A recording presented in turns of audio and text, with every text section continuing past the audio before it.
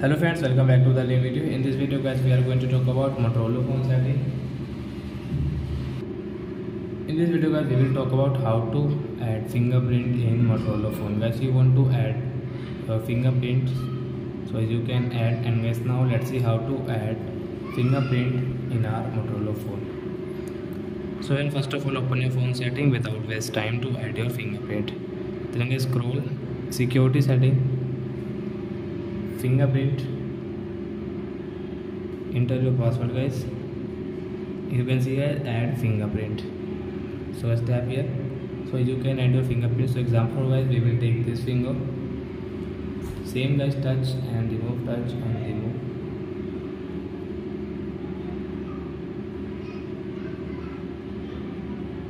So you can see done. So you can see guys, we have these two fingerprints in Motorola phone. So you friends, you have understood how to set or how to add fingerprint in Motorola phone. So that's it guys, thanks for watching my video guys. Now we will meet on next video with new topic. Before going guys, please go and like my video, subscribe my channel. Bye bye friends.